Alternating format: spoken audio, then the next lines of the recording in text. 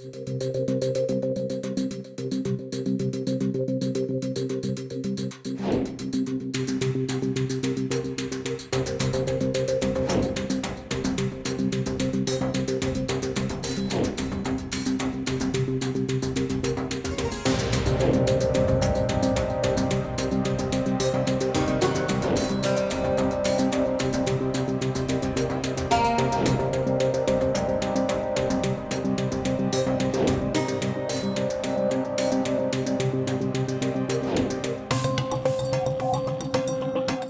अभी तक तो ऑब्वियसली पूरा एस्टीमेट जो लिया जा रहा है वो यही है कि ये एक एक्सीडेंट है जो कि वेदर कंडीशंस के कारण और वेदर कंडीशंस के साथ हो सकता है ह्यूमन एरर यानी कि पायलट का एरर कंबाइन हो गया हो। उन दोनों चीजों के चलते ये क्रैश हुआ है। क्या मतलब देखने में है तो मौसम तो राष्ट्रपति का चौपर होने के बावजूद भी ये हादसा होता है। डेफिनेटली देखिए, राष्ट्रपति का चॉपर होगा तो उसकी मेंटेनेंस और हर चीज उसकी टॉप क्लास होती है।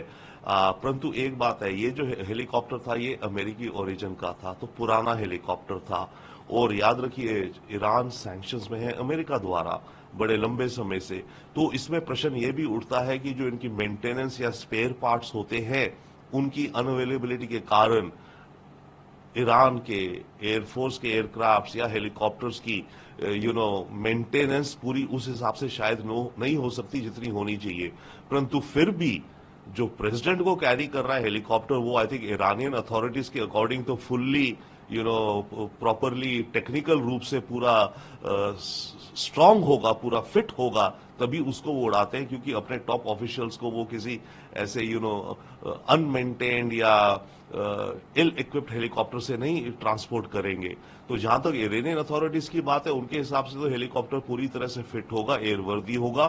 परंतु हाँ, ये क्वेश्चन आ रहा है कि इतना पुराना हेलीकॉप्टर था और अमेरिकी सैंक्शंस हैं, तो उसके चलते क्या इस हेलीकॉप्टर की मेंटेनेंस में कुछ कमी रह गई थी जिसके चलते ये क्रैश हुआ है।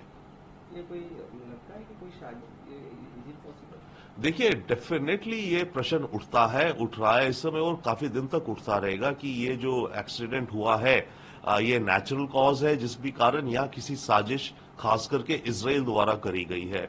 और इजराइल का माना जाता है और जाना जाता है और पता भी है कि इजराइल इस तरह की इस तरह की हादसे करने में माहिर है।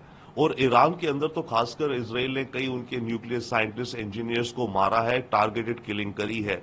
तो ऐसे में और ईरान इजराइल की जो टेंशन्स चल रही हैं, ऐसे में डेफिनेटली ये प्रश्न उठेंगे कि ये इसमें मोसाद या इजरायली एजेंसीज का हाथ है या नहीं है।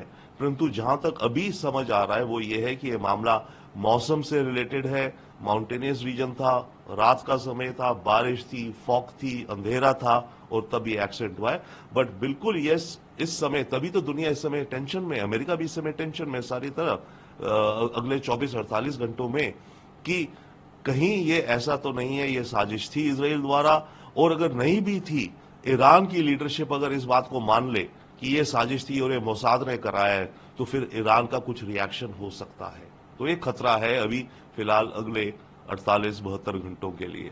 तो क्या देखिए, आने वाले वक्त में फिलहाल के लिए तो एक तो ईरान के अंदर रिएक्शन देखना होगा कि ईरान की पब्लिक में किस तरह का इमोशनल रिएक्शन आता है। अगर ईरान की पब्लिक इमोशनल रिएक्शन में इजराइल को ब्लेम करती है, चाहे कि कोई तथ्य ना भी हो, तब ईरान की लीडरशिप को शायद कुछ अपना कदम उठाना पड़ेगा, दिखाने के लिए भी देखो हम भी कुछ कर सकते हैं। तो एक खतरा फिलहाल है। देखिए, ये जो टेंशन है इसमें एक और एलिमेंट है, अमेरिका और ईरान की इनकी मीटिंग्स होनी है ओमान में। एक कमरे में अमेरिकन नेगोशिएटर, दूसरे कमरे में ईरानी नेगोशिएटर, इजराइल और इस गाजा युद्ध को लेकर के। तो एक तो वरी ये है कि वो जो डिस्कशन होनी थी वो शायद टल जाएगी क्योंकि इस समय इतना बड़ा हादसा हुआ है। तो ईरान की जो फॉरेन मिनिस्ट्री की टीम है वो शायद उन डिस्कशंस के लिए ना आए, जिसके चलते गाजा युद्ध को लेकर के जो हो रहा है वो और लंबा चलेगा। एक और थोड़ा सा खतरा है कि अगर अगेन ईरान के अंदर हार्डलाइनर्स हावी हो गए और बिना वजह के ही वो ये इजराइल को ब्लेम करें, तो हो सकता है वो हिजबुल्लाह को उकसा दे कि वो इजराइल के ऊपर कुछ अटैक करे।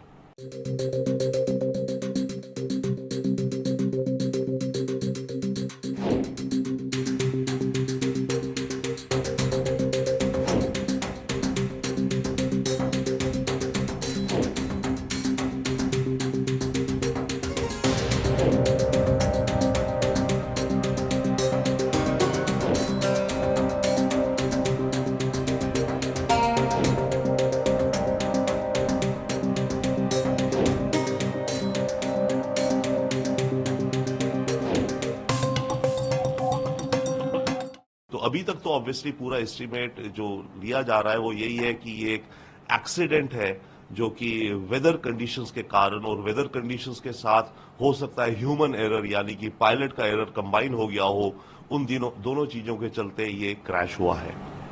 क्या मतलब देखने में आया तो मौसम तो राष्ट्रपति का सोकर होने के बावजूद भी ये हादसा होता है?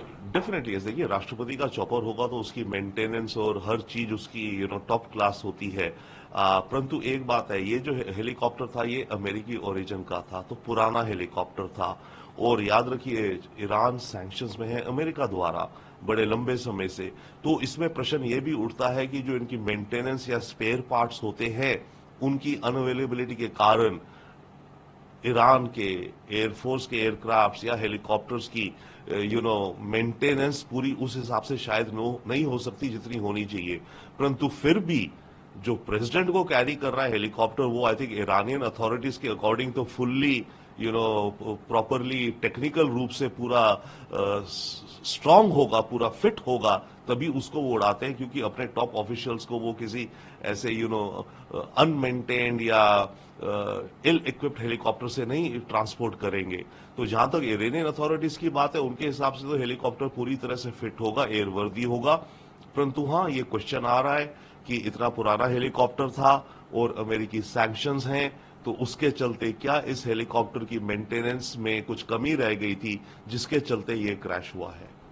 ये कोई लगता है कि कोई साजिश, इज इट पॉसिबल? देखिए, डेफिनेटली ये प्रश्न उठ रहा है इस समय और काफी दिन तक उठता रहेगा कि ये जो एक्सीडेंट हुआ है ये नेचुरल कॉज है जिस भी कारण या किसी साजिश खास करके इजराइल द्वारा करी गई है।